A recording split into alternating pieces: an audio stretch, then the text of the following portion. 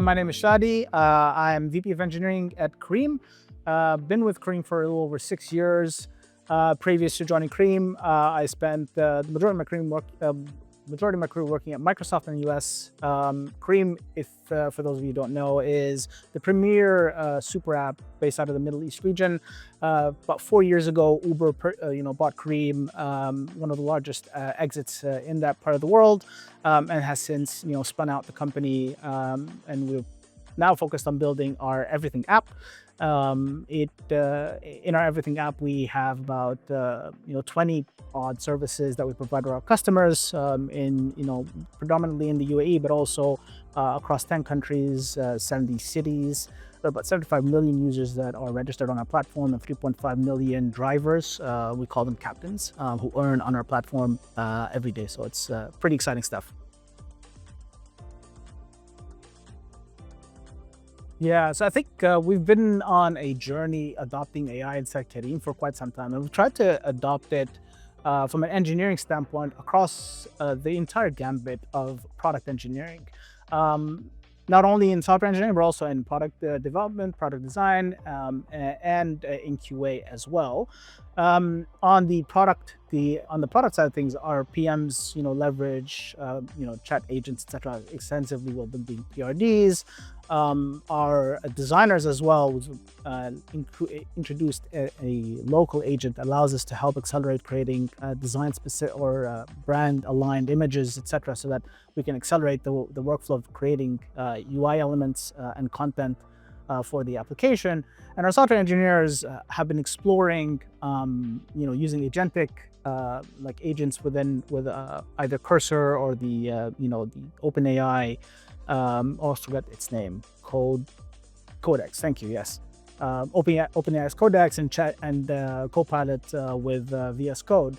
And it's been a bit of a journey on that front, because I think what we've realized is software engineers are by nature either in two camps. Either they're extremely curious and they really want to go out there and really want to experiment with the latest and greatest technology, or they're very reserved, they're very suspicious of this new technology. They may have tried it at the very early stages, realized that it's not what it's cracked up to be back then, and kind of brushed it off as maybe a little bit of hype. So now it's on us as leadership to really excite them and get them to really start using those tools again. And so it's a bit of a journey for us on that front.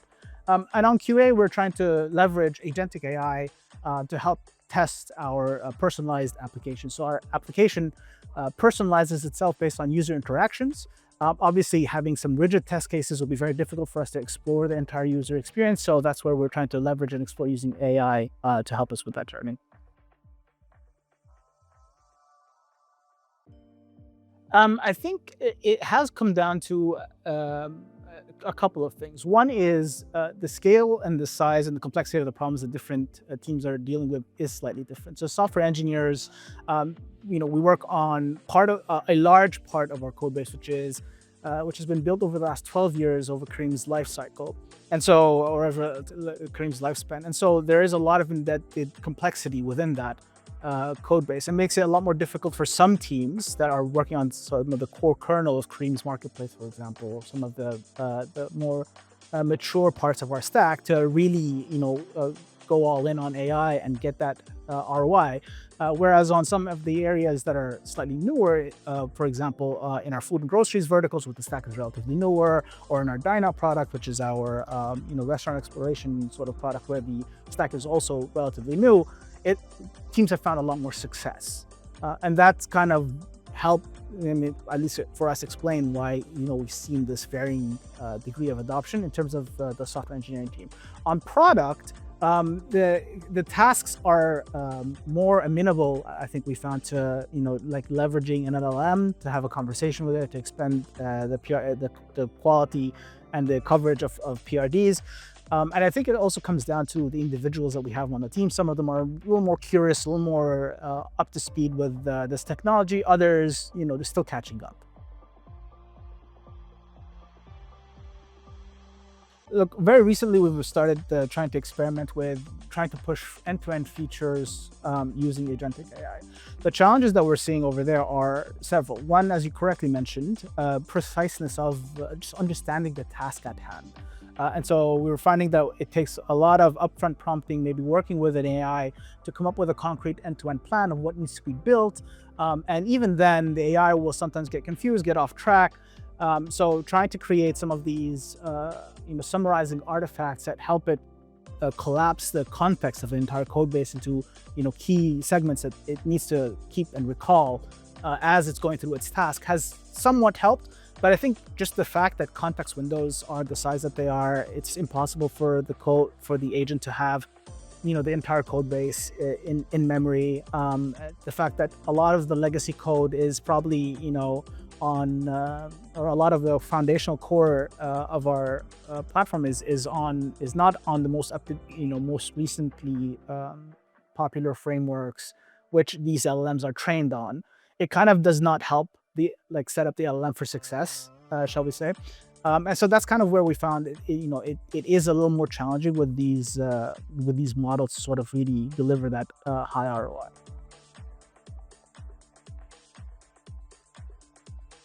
We're very early in getting AI to fix issues for us in production. And I think right now the focus has been around detecting issues and helping us root cause problems.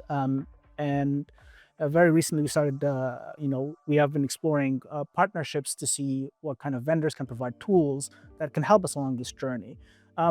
Given the bespoke nature of our application, it's very difficult for us to leverage, a off-the-shelf tool, to manage a lot of the user experiences that we want to sort of deliver to our customers when we are facing a degraded production service. And so that, I think, will continue to be an area where we will work on creating these experiences through generative agents for our customers inside our application, so that if we are having an outage in production, we can set expectations appropriately with our customers by prompting them, hey, sorry, we're experiencing some issues, your order may be delayed, etc. But I think, getting our customers to actually, getting an agent to actually make changes on our production systems is something that we're still not comfortable with. And I think that that's something that will take some time for us before we are completely comfortable with getting an agent to do it fully autonomously, although there are plans for that.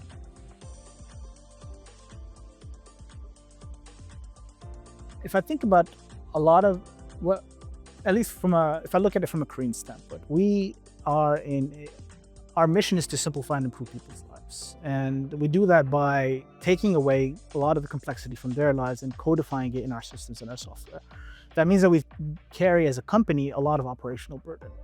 And for us to be able to, continue to operate smoothly in this environment, oftentimes requires human intervention when small issues when we encounter a lot of hiccups in production, or small hiccups in production. And I think that is important work, but it is not the most exciting work. And so I would love for AI to sort of help us, reduce the amount of toil that this complex environment sort of imposes on our engineering teams. And I think that there is a lot of opportunity in that. I think I've seen some very interesting things inside demos today, so it looks pretty cool. I mean, I've been woken up at 3 a.m. before. A lot of times, like, it happens when. Here's a different one. So I would oftentimes what will end up happening is we have colleagues who are based out of Pakistan. They may not have the best cell connectivity.